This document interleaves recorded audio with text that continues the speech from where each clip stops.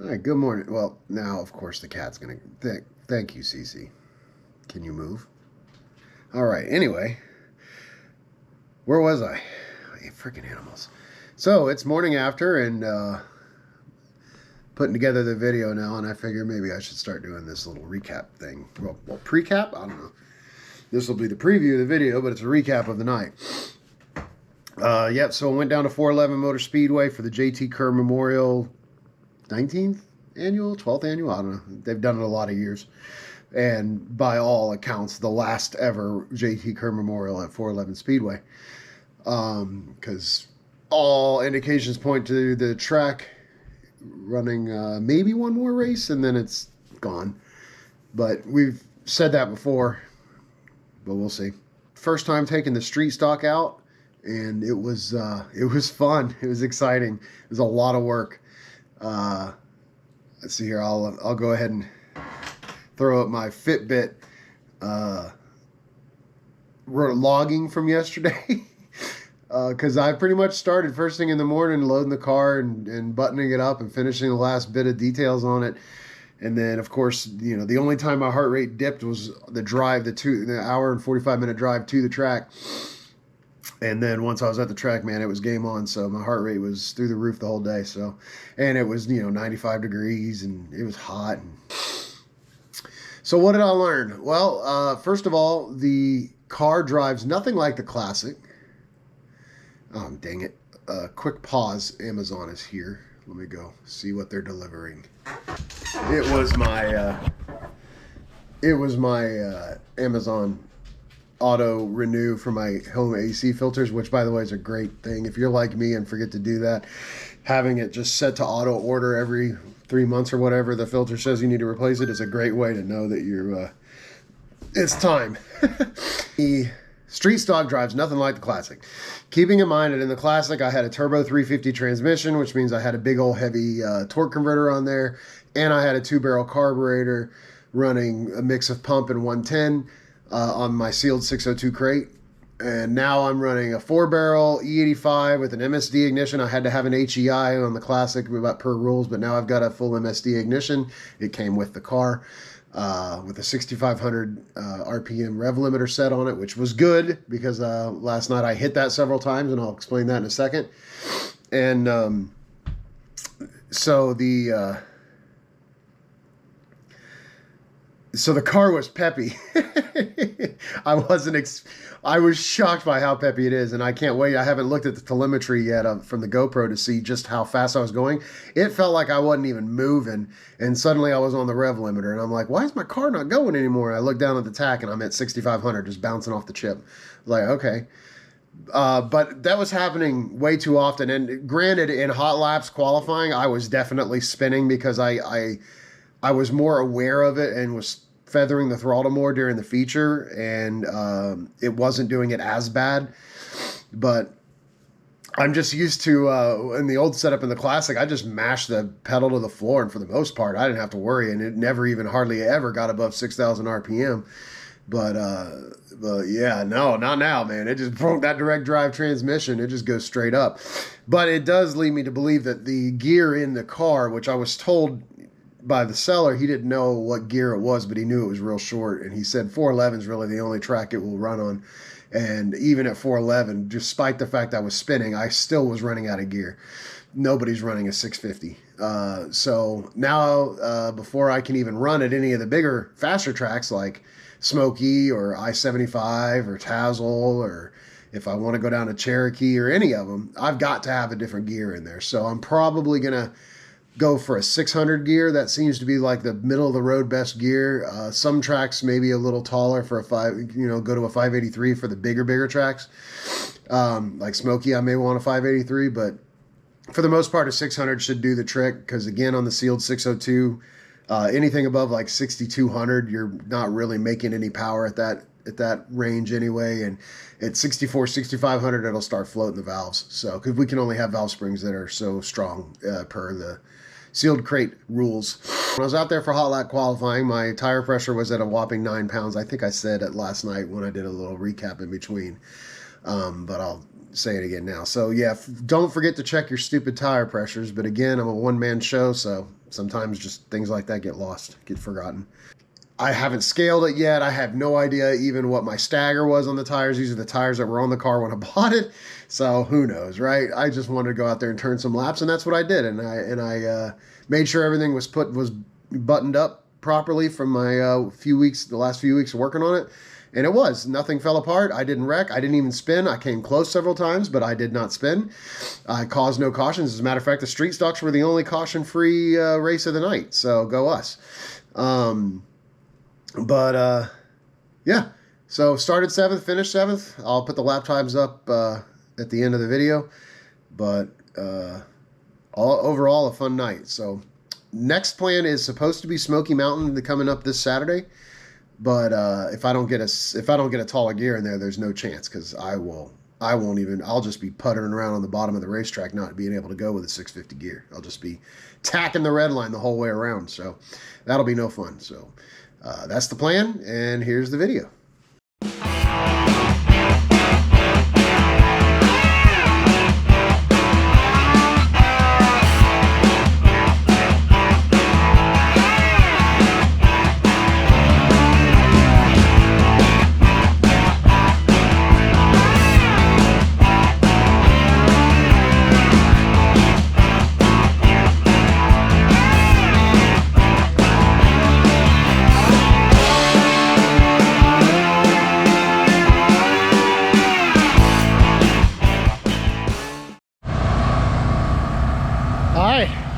We're here at 411. The car is unloaded. There's that man right over there, Gavin Cardwell. They had a 16-volt charger, so we are charging. Hooray! And sitting next to our buddy Amber. They've been giving me power and helping me out, because I'm a hot mess as usual. Okay, battery's charged, car's I guess ready. The nerves are kicking in now, so here we go. Hot laps coming up next.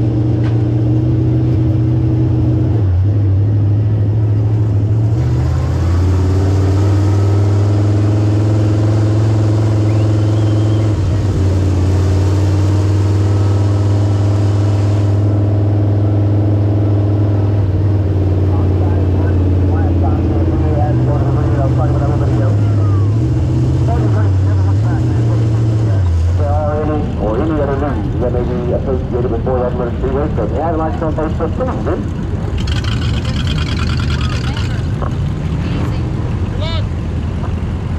will be your final race for the evening.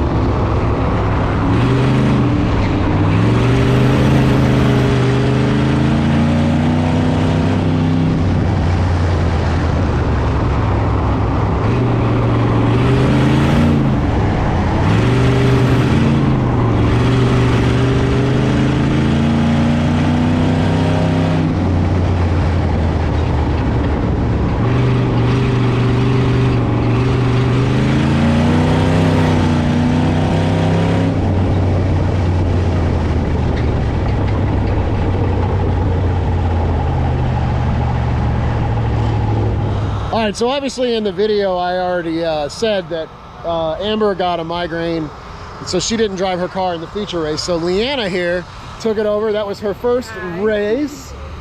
She has practiced before. She's building a Crown Vic right now as well, but that was her driving that 13 car that you just watched the video of, and that was her first time ever racing. She did really good. She kind of embarrassed me because my first time out was not nearly as good as hers was. So congratulations. Well, all in all, a successful night here at 411. You just much thanks to my buddy David here for helping me out. Yeah. he saved my night. So yeah, it was great. Didn't crash. almost spun out a few times, but saved it and loaded the car up. So I mean, that's really all I could hope for. Started 7th, finished 7th. I didn't get lapped, but you know what? Driving the street stock is nothing like driving the classic. So overall, fun night. I think the next race is going to be Smoky Mountain in a couple of, maybe next weekend. So I'll probably hang out with the Crown Vics again because they were awesome. But thanks for tuning in, and catch you on the next one.